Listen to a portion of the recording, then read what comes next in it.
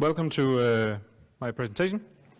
I'm going to tell you a little bit about threat hunting and how to find APTs, and especially how to find APTs that you don't know whether they are there, and you don't know who they are, and you don't know what they do. And then I've built a lab for a demonstration afterwards. For this demonstration, I also built a lab so that I can show you that these methods are not just something I, dreamt up. They actually work and they're implemented. So a little bit about me. I'm Kennett. I'm an astronomer by training. I have absolutely no formal training in cybersecurity, so of course you should disregard everything that I say in this regard. But if you do want to know anything about exoplanets or gravitational microlensing, then you can ask me. I work as a senior cyber analyst here in Logpoint, and previously I worked as a data analyst in Ørsted, and as an analyst doing computer stuff at the CFCS. And you had a presentation from one of my former bosses this morning, so you might have a bit of an idea of what CFCS does.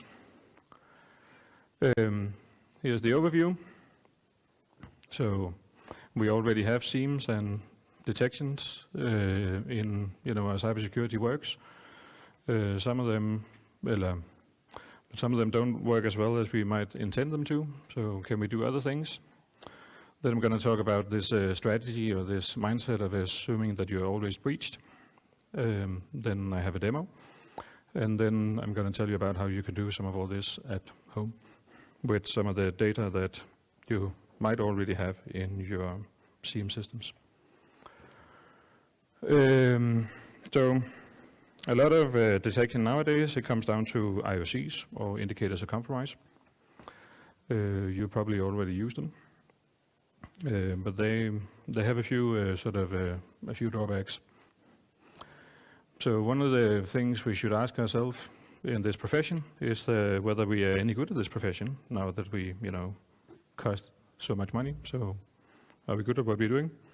And of course we are, but maybe we're not quite as good as we would like to.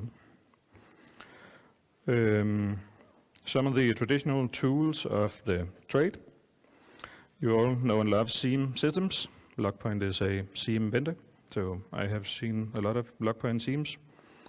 And one of the other traditional things that we do is, of course, that we have SIEM rules, and then we feed indicators of compromise into our SIEMs and try to alert on that. It's basically sort of pattern matching for log files, and it's been around for a long time, at least 30 years. On the left part of the slide, your right part of the slide, I have put something up called the pyramid of pain, which is a concept invented by a guy called David Bianco. And it tells us something about how easy it is to change these attributes that we actually look for when we look for indicators of compromise. So indicators of compromise, they are often stuff like hash values of malicious files, IP addresses, and maybe even domain names. All of these things are quite trivial for a malicious actor to change, and they change them, and they change them often. Probably because they have quite sort of a good vantage point on how long these indicators actually are useful to them, in the sense that if they stand up an IP address to do some kind of scanning, they have a pretty good measure of how long time it takes for this scanner to start to be rejected, because it comes all the way through this feedback loop of the indicators of compromise. So they probably even have they have a better idea of what turnaround time of indicators of compromise are as opposed to us. So one of the very big problems of indicators of compromise is that they go stale quite fast. So in my book, sort of an indicator of compromise might be useful for maybe a few days, often not much longer than that. That has a material impact, because as a profession, we also want to know how long does it actually take us to discover compromises and attacks. And these kind of data are actually quite hard to come by, because they only they come out in yearly report from some of the big security companies, And these data are heavily biased because they only publish their own data. So they have selection biases. So they're hard to come by. But some of the things we can tell, I've studied this Verizon report from 2019 because it has some interesting data in it. You can also go home and look it up on the internet. Less than 50% of compromises are discovered by the company itself. Then another interesting characteristic is what we call the average dwell time. So how long does a compromise in your system stay active? And the estimate of this varies wildly. So Mandiant in their latest report claimed that it's all the way down to 21 days. That's a truth with certain modifications, as ransomware has been sort of on an upward trend over the past couple of years. And ransomware has this tendency to reveal itself. That's basically, that's part of the business model. So the average mean dwell time for ransomware, or the undiscovered time, is 4 days. So that, of course, influences this statistics of 21 days. So if we look further down the statistics, we can see that the dwell time for at least 30% of compromises overall is to be measured in months or even years. The graph on the right is also from this Verizon report, and it's specifically for accommodation breaches, so stuff like hotels. We can see that over 50% of compromises in this particular this particular business kind of business is discovered by fraud detection, and this is because hotels and stuff like that, they have a lot of point of sale systems like credit card stuff, and this gets compromised quite a lot. And then banks, they don't want to spend too much money paying out to fraudulent credit card transactions, so they have quite sophisticated methods for sort of detecting these stolen credit card information, and they often discover all of this. Log review, which would be stuff that you can do with a SIEM, in this particular kind of business, discovers around 2 or 3% of compromises. In other businesses, it's better, but in this kind of business, it's quite dismal, and that has something to do with that not a lot of hotels has sophisticated, SIEM systems, but it definitely also has something to do with the way they work. An example that you might have heard about. So STARWOOD is was a chain of hotels and resorts in America, and their reservation system, it got compromised sometime in 2015 or 14, probably by a Chinese APT. They also got compromised the second time in 2014 with some point of sales malware. That was discovered a year later, and that was discovered with credit card fraud detection by Bank of America. Then in 2016, STARWOOD was acquired by MARRIOTT.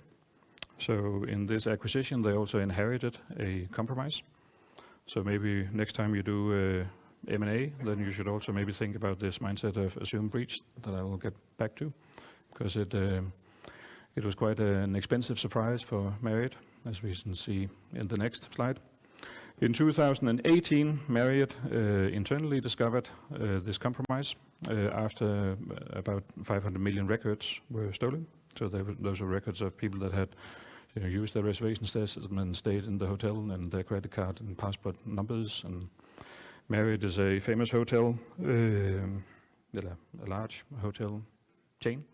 So there's of course also diplomats and politicians and famous people and royalty in this leaked data, so it caused quite a stir. Back then, Great Britain was a part of the EU, so they gave a 120 million USD fine to MARRIOTT, a GDPR fine. It was later negotiated down to 32 million, but it's still quite a hefty fee. And later on, in 2020, MARRIOTT was compromised again, and the reservation system was compromised again, and 5.2 million records were stolen and released, and it was discovered because the data was released. Through all of this time, both MARRIOTT and STARWOOD went through several PCI DSS and SOC 2 attestations, but they still managed to get compromised quite a lot of times. So maybe you should also sort of think about how much of a guarantee that we consider these kind of assessments to be. So I'm going to suggest that we try to turn this problem on its head. So instead of looking for clues that systems are compromised, maybe we should turn the problem around and say, okay, can we prove that none of our systems are compromised, instead of looking for signs that they might be compromised. So we take a sort of proactive approach instead of a reactive approach. So this mentality or way of working has been summed up in this moniker, assume breached. It's also been concepts like zero trust and defense in depth are also quite closely related. So in the olden days, we thought of computer systems or networks as being hard on the outside and soft on the inside. So with this defense in depth, we sort of try to make the networks harder all the way down. And with assume breach, we sort of basically sum up all of our cybersecurity work in this statement. So our cybersecurity work process is an iterative process of asking this question over and over again. Are any of my systems compromised? Good. So now your boss, he decided that your organization does this, and then he comes to you and says, okay, prove that your systems are not compromised by any APT, known or unknown. Done. And then you do it over again. That's easy, right? Or is it? And I put the APTs down here in red, because APTs are the ones we should care about. APT stands for Advanced Persistent Threat. So they are groups, and they are characterized by being highly motivated and well-funded and patient and well-researched. So those are the ones you should care about. Also, as Mark actually said this morning. Other kinds of attacks that might be more famous is, of course, the various kinds of denial of service attacks. But at least in my book, denial of service attacks are more than they are mostly and usually more of a nuisance than a threat. But these things are a threat, and I'll get back to why. So now we ask the question, so how do we look for APT when we don't know what to look for? Because at least with the IOCs, we do know what to look for, right? Because we look for the IOC itself. But if we don't have any IOCs, what can we do?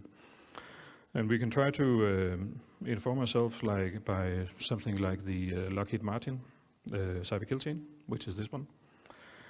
So this is sort of on a very general level, all the steps that an APT sort of by necessity has to go through to compromise an organization.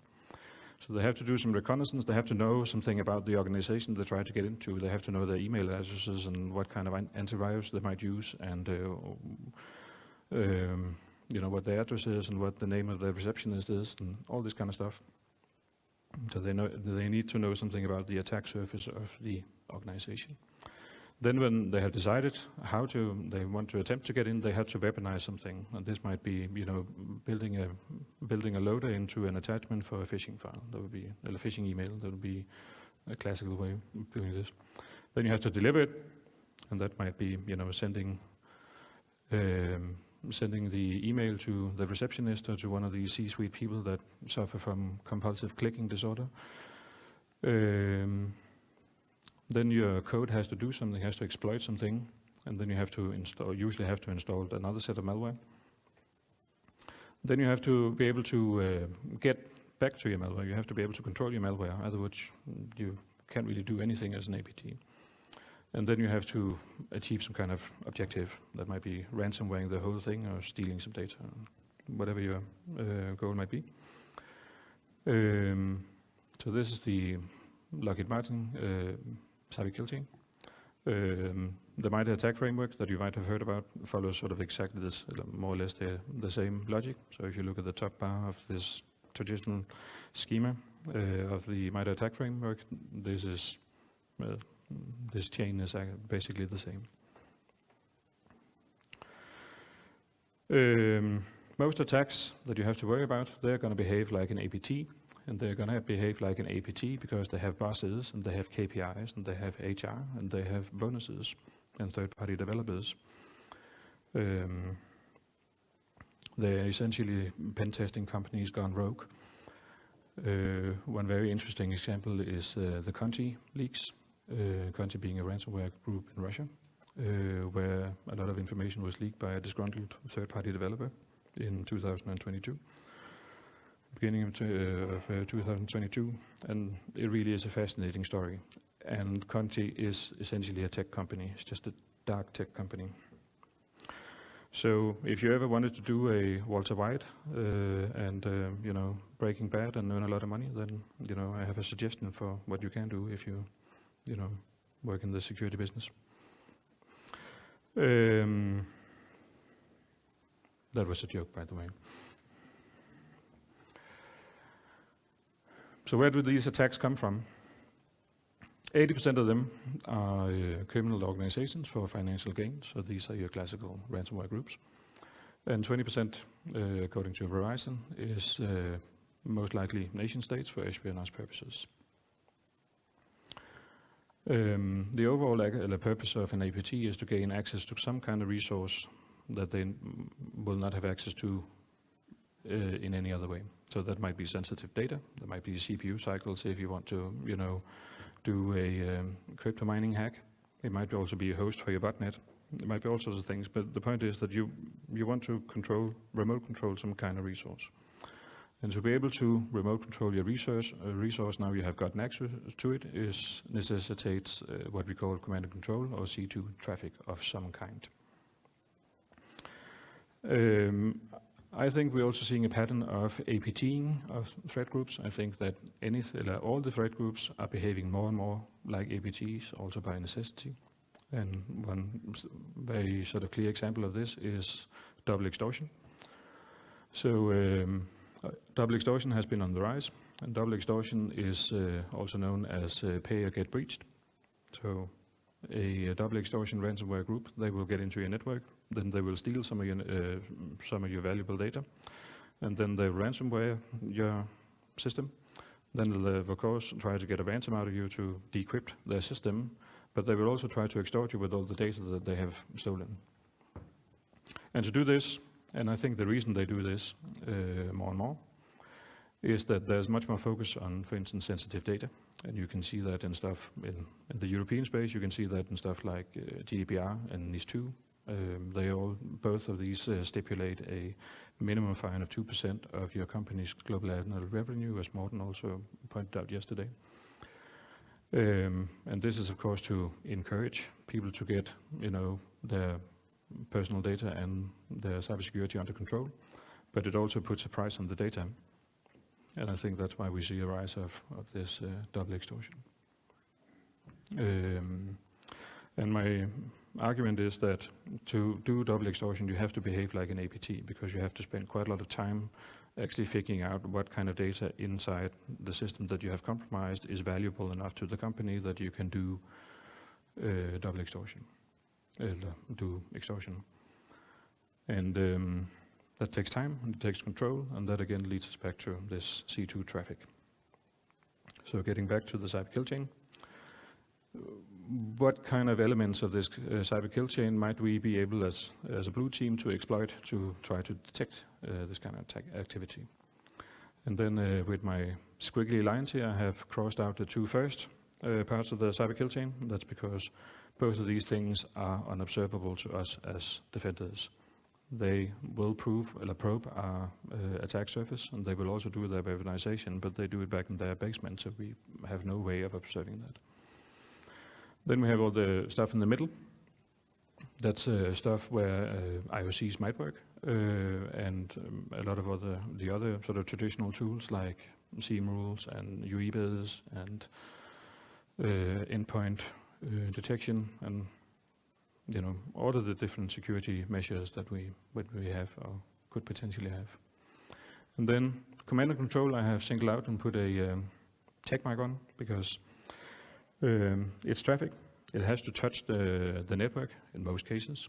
Networks are sort of what I call the great equalizer, because network traffic basically only consists of TCP or UDP traffic. We understand that, as opposed to all the stuff that might be on the network, like your internet-enabled refrigerator or whatever you might have on there. There's lots of sort of different stuff to understand when you're in this, yellow zone. But in the green zone, it's network traffic, and we basically understand network traffic. It might be encrypted, but we kind of understand how to look at the network and see what kind of traffic is there. The network doesn't lie. And another point is that we as a blue team, all of this C2 traffic will usually have to pass through some kind of choke point that we can control. So we will usually have some kind of border gateway or a firewall or something like that that we can control and sniff the traffic. So now we have set the task by ourselves of trying to find C2 traffic in sniffed network traffic. So can we do that? And then I should also point out the exceptions that confirm the rule that all the APTs, that all the compromise that you should care about uses C2. There is one exception, and that's worms, because they spread independently. And worms that don't need C2, they can be one of two things. They can be either wipers or ransomware. And the most famous example of this type of malware is, of course, NotPetya. NotPetya was a wiper. It masqueraded as a ransomware, but it was not ransomware, it was a wiper. It exploited Internal Blue, which was part of the Shadowbrokers leak. So Eternal Blue was a 0-day for Windows XP, if I remember, that the NSA had curated. So it got leaked from the NSA, which is also kind of interested in itself. It was picked up by some kind of APT and a hacker group, and it was intended to disrupt companies in Ukraine. So we can probably guess who actually made NotPetya. It's kind of a precursor to the terrible war that we see now. One of the precursors. It spread through a tainted software update to a tax filing system in Ukraine called, from a company called MARRIOTT, and it has estimated to cost about $10 billion in damages. And here in Denmark, it hit Maersk, that some of you might know. So Maersk was, all of their systems were essentially wiped out by NotPetya, including all the ADs, except for one AD in Ghana, which was offline because of a power outage, which is apparently common in Ghana. So that was the only copy of the whole AD, and if you have to reconstruct the whole AD for a global organization like Maersk from scratch, that's an expensive exercise. So they phoned their office in Ghana and instructed them to not turn on the computer, and then they had to instruct the guys in Ghana to fly to Nigeria with the computer, so the people from the global IT office in London could fly to Nigeria and then pick up the machine, because the Ghanesian employees could not get a visa to England. So it's a very interesting story. So now I have talked a lot, and I'm going to talk some more, and I'm going to do a demo on some of these methodologies. I built a lab for that purpose. That's the lab you can see over there. And here's a schematic of what the lab looks like, but I'm going to point out what all the things are over here. So we have two computers, aptly named computer number 1 and computer number 2. That's, how creative I am. And then we have a switch that you probably all know what does. The switch has a span port or a mirroring port, and the mirroring port is connected to this small computer here, which is a Raspberry Pi. And Raspberry Pi runs a software called ZEEK, which was in the olden days called Bro, which can sniff network traffic and write a log of all the traffic that it sees. This small internet is then firewalled off by this router, and then it's connected to the internet. And then there's a hard drive here to record all the traffic and to record the log of the ZEEK logs. And that's also what's in the drawing up here. Then I installed some different malwares or rats on these two machines. So one of them is GCAT. GCAT is a rat that works over via Gmail. It uses IMAP to communicate with Gmail. It's an open source project. You can download it from the internet, and it has actually been observed in the wild also. In 2016, a phishing campaign hit Ucronegro, I think it's pronounced correctly, which is the TSO, or the national grid operator in Ukraine. And it contains the weaponized VBA script that downloaded a modified version of GCAT as a rat. So this was an independent attack that has not been published very much, and it came in between Black Energy and the Destroyer attacks in 2015 and 2016 in Ukraine, which are much more famous. And it's actually unknown whether these phishing emails actually got through and whether GCAT got enabled anyway. But ESET wrote about it in a blog post. GCAT, as I said, it's a rat. It works via IMAP. It goes directly to Google servers. It blends in very well because everybody uses Gmail. As of 2022, it's wrong, it's actually 22. Gmail requires 2FA to use the IMAP interface. So therefore the original version of GCAT doesn't really work anymore. So I made a modified version of it. Also because to do 2FA I had to provide a phone number. So I of course provided my semi-anonymous log point phone number. So I didn't dare to run too much malware through Gmail, because then my boss might get a call from Gmail and from Google, and he might not be all that thrilled with that. So I made a defanged version, which I will show you in a minute. The other thing is of course ZEEK, and ZEEK is a network in NDR, and the great thing about ZEEK is that it can summarize all of your traffic. So you know that, for instance, TCP traffic is connection oriented. So all TCP traffic it's divided into packages, but it comes in connections. And ZEEK can understand these connections and summarize them into a log with all of the sort of attributes of this connection. So who it was to and who it was from, and how long it lasted, and how many bytes were sent back and forth, and how the connection was initiated, and how it was teared down, and all sorts of stuff. But it reduces the amount of data that you have to store by a factor of 1,000 or more. So it makes it sort of tractable to do data analysis in this, because doing data analysis on raw packet data is an undertaking. Then here's my defanged rat, GCAT. So I don't know how many of you are good at reading Python code, but there's a while loop there, and then there's a sleep 300 second down there, 300 second, 5 minutes. So what this code does is that it initiates a IMAP connection to Gmail, and then it checks for new emails, and then if there's no new emails, it logs out again, and then it sleeps for 5 minutes. And that's all what it does. So on the network, we will see these, connections to email connections every 5 seconds, or 5 minutes on the dot. And and a lot of rats work like this. So a rat is a remote access tool, and the way that GCAT works is that it sends an email, and then you can put instructions for GCAT in the email, so you can download files, and you can upload files, and you can do all sorts of things.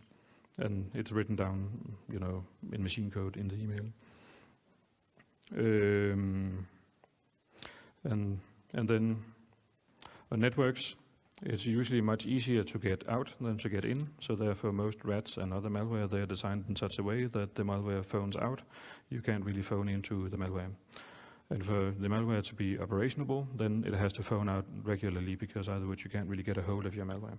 And that's sort of the whole idea in our attempt at detecting this kind of traffic is that we look for sort of this systematic reoccurring traffic out of the network, which we will call beacons. And this code here generates a beacon. And we can distinguish computer users, machine users from human users, because most human users, they are not that OCD that they will check their email every 5 minutes on the dot, but a computer will if you program it to do so. So in the lab, this beaconing traffic, it'll go out to the internet along this red line, but on the way it'll pass our switch, and then our ZEEK NDR will get a copy and write it into a log file. And then with this log file, we'll use another program called RITA, which stands for Real Intelligence Threat Analysis. And this is the logo of RITA. That's one of the authors of the software's mother. So you can also use that as a logo. It's free and open source, and you can download it from this from GitHub. So in the best of all worlds, the beaconing traffic that we would want to look for should look something like this. You have a standard size package going out, and you have a standard size reply going in, and you do that at a regular interval of time. This stuff would be easy to find, but malware traffic doesn't always look like, rarely looks like this. It looks more like this. So here you can see a regular, semi-regular heartbeat. This is a real malware beacon from TrickBot, as far as I remember. So you can see regular spaced heartbeats, semi-regularly spaced, and then sometimes you'll have some data transfer back and forth. So this is what RITA is designed to try to look for, and the way it does it is that it does k-means clustering along these 3 dimensions, or these 3 axes. And k-means clustering is the most common clustering algorithm in data science, and you can look up on Wikipedia what it does and how it works. There's so few dimensions here that I would probably have chosen another clustering algorithm like hierarchical clustering, but that's a discussion for another day. It works along these 3 connections that it derives from the ZEEK logs. So the connection interval time, the number of bytes interchanged per connection, and the duration of the connections. And then it tries to cluster this with k-means clustering. And then you get results like this. And this is a result from the lab over there. So you invoke RITA with this command. It all runs on the command line, like proper software does. And then you can see this line here that I underscored. We can see that this is the IP address of computer number 1 over there, and the traffic goes to Gmail. And then you have some parameters for how often it occurs, and RITA counts intervals in a different way, so it comes out with 180 seconds instead of 300 seconds. But you can do the conversion backwards. And then some other parameters for how much data was exchanged and whatnot.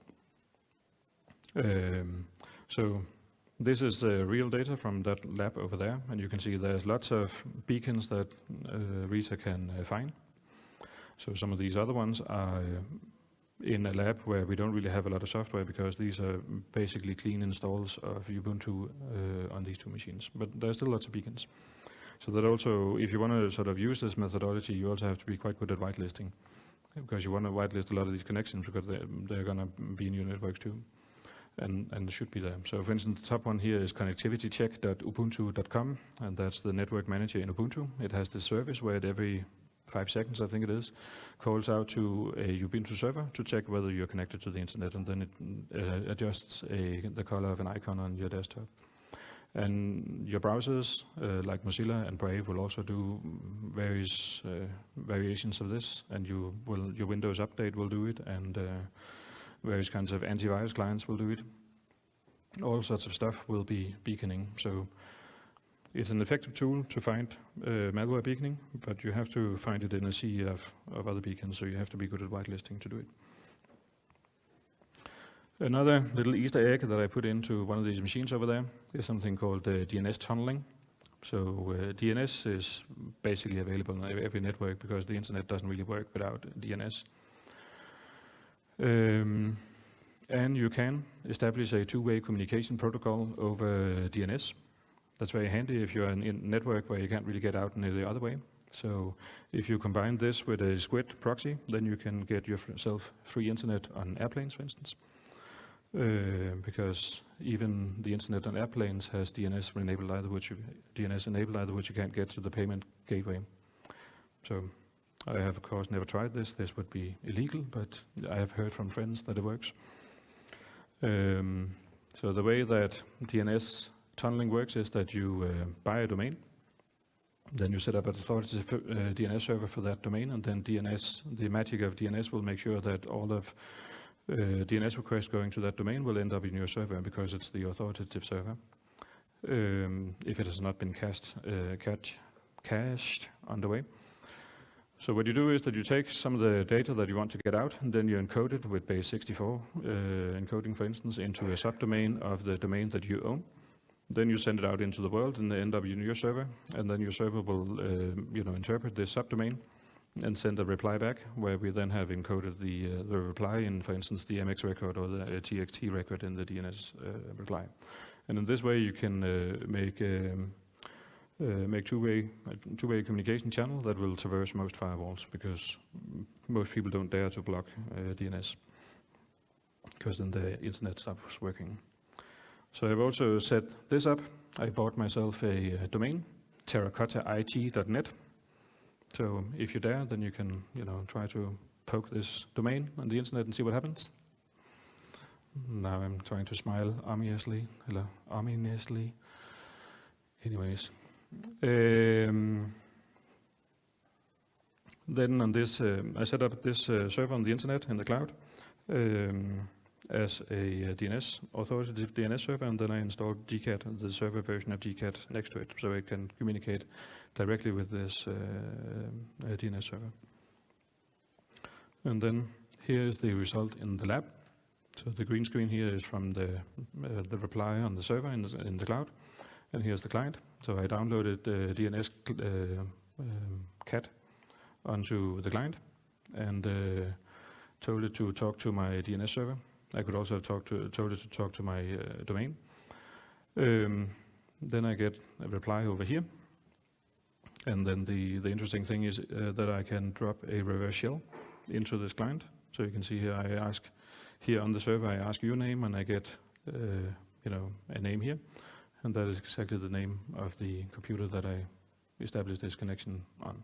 So this is a reverse shell, so now I have basically got total control over this machine, but over DNS from the server to the client instead of the other way around.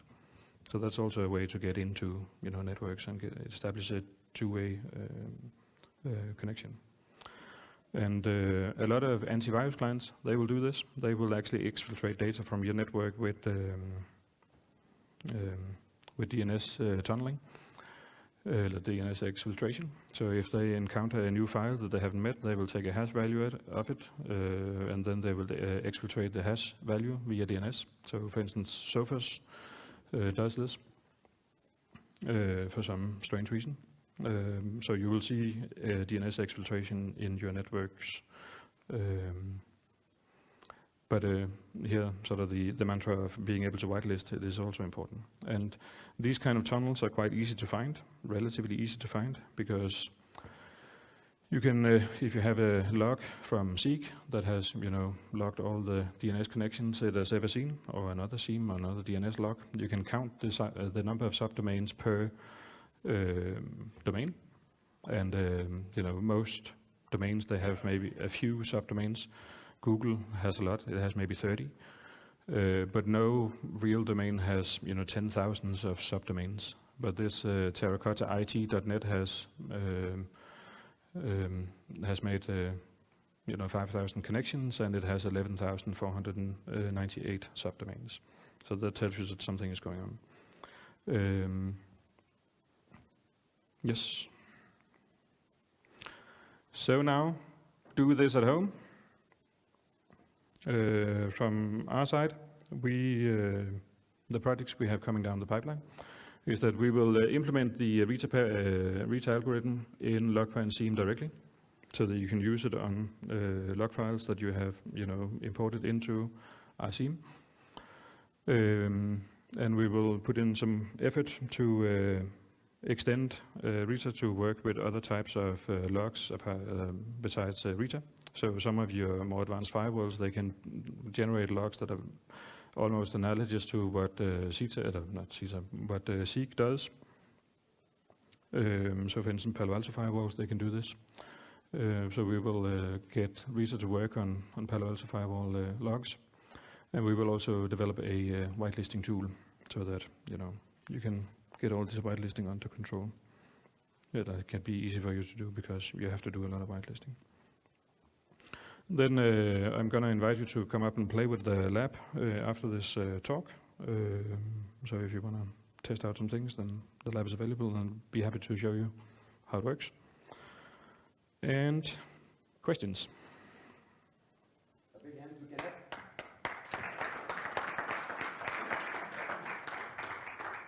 Sorry guys, my name is Nissan. I'm a regional sales manager for Spain and Middle East Africa. I was supposed to host this session, but I made a mistake. I'm wrong room. It took me 10 minutes.